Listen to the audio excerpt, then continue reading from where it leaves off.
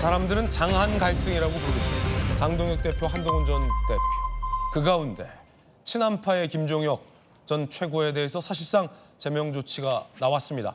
D-2 한 제명의 예고판 아니냐라는 이야기도 나오고 있는 상황입니다.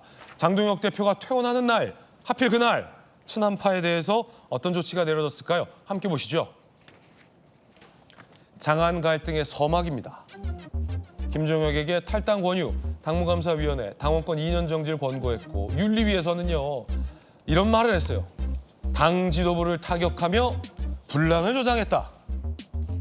과도한 혐오 발언은 임계치를 넘었다라며 탈당하라, 떠나라, 당을 떠나라. 초유의 조치를 내렸습니다. 10일 내 재심 청구 없을 시 자동 제명 조치입니다. 당 떠나라, 당을 나가라.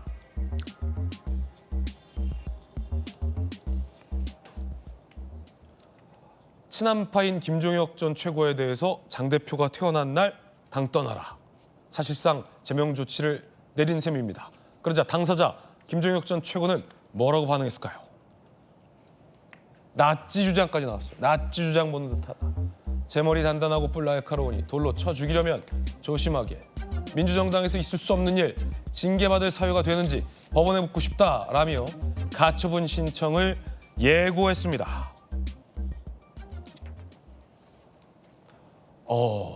이 장안 갈등의 시작입니다. 김광삼 변호사님, 흥미로운 건 지금 김종혁 전 최고에 대한 윤리위에 당 떠나라, 탈당 권유인데 그 권유 내용을 좀 아까 우리가 그 그림으로 봤는데 굉장히 지금 격앙돼 있습니다. 당 지도부를 타격하며 분란을 조장했다. 과도한 혐오 발언은 임계치를 넘었다. 당 떠나라. 어떻게 보십니까? 저는 이제 김종혁 최고에 대한 그 당무감사위원회에서 뭐 당원권 정지 2년 남았잖아요. 네네. 근데 이것도 사실은 있을 수 없는 일이거든요. 왜냐하면 현재 당 대표에 대한 비판, 당에 대한 비판은 충분히 할 수 있는 거 아니에요? 그 잘못됐든 잘못되지 않았던 잘못된 관계를 가고 있으면 개인적 의견으로 잘못됐다고 말할 수 있는 거예요. 네. 그러면 이걸 가지고 과연 당원권 정지 2년이 이게 맞냐? 이거에 대해 엄청난 비판이 많이 있고 논란이 있었잖아요.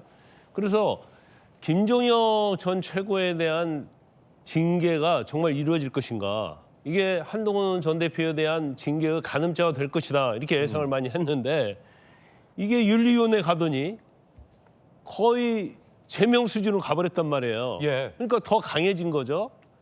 당원권 2년 정지 자체도 이건 엄청난 건데 이거보다 한 수 더 높여가지고 윤리위원회에서 제명 수준을 결정을 한 거예요. 탈당 권유는 뭐 탈당 안 하면 제명되는 거 아닙니까? 그러면 지금 오히려 이전에 그러면 향후에 있어서는 뭔가 통합이랄지 그런 거 하지 않겠느냐. 장동혁 대표가 뭐 단식하면서 마음이 좀 변하지 않았나? 이제 그런 생각을 하는 사람이 좀 있었단 말이에요. 네네. 그런데 그게 아니고 더욱더 강해졌다 이렇게 볼 수가 있어요. 민주당 보니까 제명을 하거나 탈당을 하려면 공천원금 1억 정도는 받아야 이게 뭐 제명이나 탈당이 나오는데 그렇죠, 김유정 의원님? 지금 딴 데 보시네. 지금 여기는 당대표 비판했다고 지금 정청래 탈당이에요? 대표 조국혁신당 통합하자고 그래가지고 갑자기 꺼내가지고 다 비판하고 있잖아요. 근데 그렇게 자신들이 비판했던 민주당은 뭐 경청하겠다 뭐 그런 취지 아니에요? 근데 국민의힘은 오히려 위에 이제 반대다는 거죠. 그래서 지금 뭐 상당히 이제 장동혁 대표가 단식하고 돌아오면 어떤 행보를 보일까, 이전과 다른 모습을 보일까 네네. 했는데 이제 거기에 대한 희망은 완전히 이제 없어져 버렸다 이렇게 보고요. 이제 29일 날 뭐 최고위원회 한다는 거 아닙니까? 그러면 제명 거의 이제 확실시 된다 이렇게 볼 수가 있어요. 그런데 이게 제가 볼 때는 이게 일종의 이제 공포 정치다 이렇게 봐요. 왜냐면 저 정도 얘기했는데 제명 수준을 해버린다. 그다음에 한동훈 전 대표 가족들이 익명 게시판에 대통령에 대해서 약간 비판했다고 하는데 그걸 제명을 한다? 그러면 누가 현 당권파, 현 당 지도부에 대해서 누가 쓴소리할 수 있는 사람이 누가 있겠어요? 근데 쓴소리하면 저렇게 제명할 거 아닙니까? 결과적으로 따지면 장동혁 대표가 당의 지지 기반이 없어요. 네. 그러니까 당무위원회하고 윤리심판원을 윤어게인 세력들을 모아가지고 이걸로 이제 공포정치 하겠다는 거죠. 그래서 자기에 대한 쓴소리를 하는 건 맞고 이번에 지방선거를 치르겠다는 건데 뭐 우리가 수없이 많이 얘기하잖아요. 아, 지방선거 이제 포기했구나. 나 살기 위해서 모든 걸 포기하고 결과적으로 저런 식으로 가는구나. 이제 그렇게 바라볼 수밖에 없는 거죠. 김종혁 전 최고의 징계 수위가 높아졌습니다. 당원권 정지에서 나가라. 제명, 사실상 제명 조치가 나왔는데 자, 당 지도부 입장은 뭘까요? 김재원 최고위원은 뭐라고 얘기했을까요? 들어보시죠. 당무감사위원회에서 정한 징계의 수위보다 높아졌는데요. 그동안에 김종혁 당원의 여러 가지 모습이 당무감사위원회의 결정 이후에 오히려 더 당 지도부를 공격하고 윤리위원회나 당무감사위원회를 직접 공격하면서 벌인 여러 가지 모습이 최소한의 금도를 지키지 않는다는 아마 그런 생각을 갖지 않았는가 저는 보여집니다. 김재원 최고가 보기에는 공격적인 모습을 보였기 때문에 이런 결과가 나온 거 아니냐라는 해설입니다. 자, 그런데 김유정 의원님, 윤리위의 입장이 지금 많이 보도되고 있는데 김종혁 전 최고에 대해서 이렇게 윤리위가 봤어요. 얘기했어요. 적의 구성원들을 분열시켜 정책 수행이나 작전 수행을 마비시키는 정보심리전에 해당한다. 김종혁 전 최고에 대해서. 당 지도부에 대한 용의 주도한 매체 테러 공격이다. 재판부를 폭탄 테러하는 마피아나 테러 단체에 비견될 정도로 중대한 사안이다. 굉장히 뭐 격앙된 표현이 윤리위에서 마구 쏟아졌는데 이거 어떻게 보십니까? 굉장히 그 보기 드문 표현들을 써가면서 네네. 김종혁 전 최고를 비판을 하고 있는데요. 제가 보기에는 과거에 학교에서 그 선생님들이 이제 그 체벌이 당연시 여기던 그런 시절에 너 움직이면 더 맞아.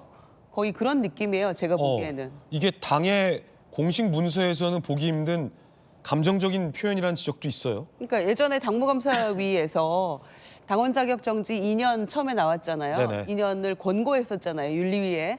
그다음에 윤리가 구성이 됐고 이제 탈당 권유가 더 세게 나온 거죠, 지금. 그런데 그때 당무감사위의 어떤 공고문에도 굉장히 이런 표현들이 감정 섞인 표현들이 많았거든요. 네. 그러니까 당무감사위에 대한 공격적인 발언이랄지 뭐 이런 것들까지 다 적시해가면서 감정 섞인 그런 그 당원권 정지 2년 권고가 나왔었는데 지금 보니까 예전에 조경태 의원이 했던 이야기가 생각이 나요. 그러니까 이를테면 김종혁 최고도 그렇고 한동훈 전 대표도 가족들이 뭐 이런 비판의 글을 뭐 링크도 하고 했다는 거잖아요.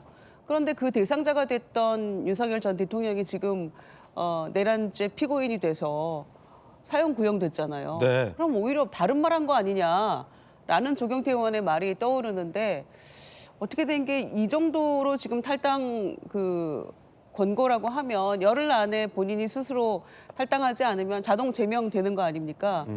지금 이 탈당 권고 같은 경우에는 최고위를 거칠 필요도 없는 거잖아요. 윤리 결정으로 열흘 지나면 이제 자동으로 제명이 되는 거기 때문에 장동혁 대표가 그 단식을 시작했을 때 한동훈 전 대표에 대한 제명이 결정되고 그러니까 이런 얘기도 있었잖아요.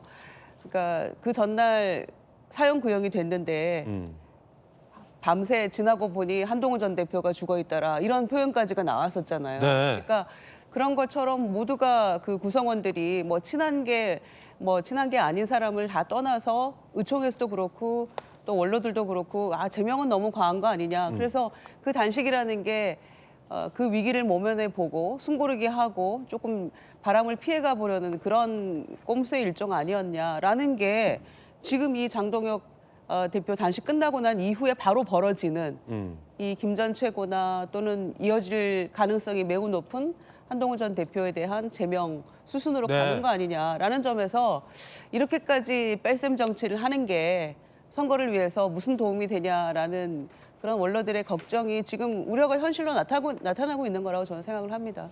그런가 하면 당내에서 김종혁 최고를 향한 비판적인 시선도 있습니다. 김 전 최고가 큰 소리 칠 만한 상황은 아니라는 비판의 목소리인데 김종혁 전 최고가 했던 이 문제의 발언들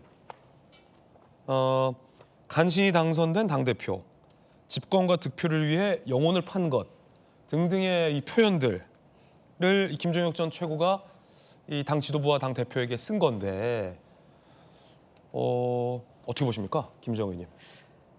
일단 지금 여러 가지 국가적 이슈 그리고 국민의힘이 맞서서 싸워야 될 그 여당의 폭정 이런 부분에 이 이슈를 집중하지 못하고 국민의힘 내부 갈등 관련돼서 자꾸 노출시키는 부분에 대해서 소속 의원으로서 매우 안타깝고 송구하다는 말씀 먼저 드립니다. 네.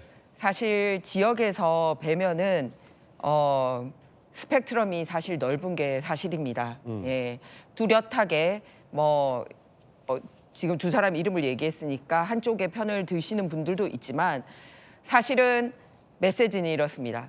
잘 좀 싸워라. 그런데 그 잘 좀 싸워라가 내부에서 싸우라는 게 아니라 저렇게 민주당은 무슨 이슈만 생기면은 똘똘 뭉쳐서 가는데 어떻게 국민의힘은 그렇게 뭉치지 못하느냐. 그래서 잘 좀 싸워라.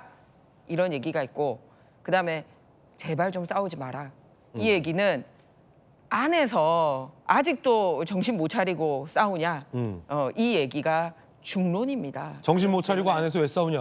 예. 그런데 그 싸움이라는 거는 어느 한쪽의 일방만 옳은 길을 선택하고 있고 어느 한쪽의 일방만 나쁜 길을 선택하고 있고 이런 건 아니거든요. 양쪽 다 문제다. 양쪽 다 이 싸우는 부분에 있어서 외부적인 싸움에 있어서 잘하는 경우도 있고 그런데 내부 문제에 있어서는 분명히 아쉬운 점이 존재를 하고 있습니다. 네. 그래서 중요한 거는 내부의 갈등을 어떻게 현명하게 풀어가느냐에 우리가 머리를 맞댈 지점이지 않나라고 생각합니다. 그렇다면 솔직히 안에서 부족한 점이 있을 때는 언론에 나가서 마구잡이로 막 떠들거나 하는 거 특히 중요 직책을 맡으셨던 분들에 대해서는 파장이 크기 때문에 예를 들어서 전 최고위원이다 이러면 파장이 크잖아요. 네. 그러면은 사실 내부적으로 이렇게 얘기를 하고 개선할 수 있는 그런 게 있어야 되고요. 물론 그러려면 그런 장을 만들어주는 게 지도부가 해야 될 부분이겠죠. 네네. 그다음에 두 번째는 그리고 본인의 잘못에 대해서는 이런 기회가 열렸을 때 충분히 또 소명을 하고 이런 절차를 밟아 나가면 좋지 않을까. 예를 들어서 김종혁 최고위원 같은 경우는 지금 재심 절차라든지 이런 식으로 해서 그렇게 해야지.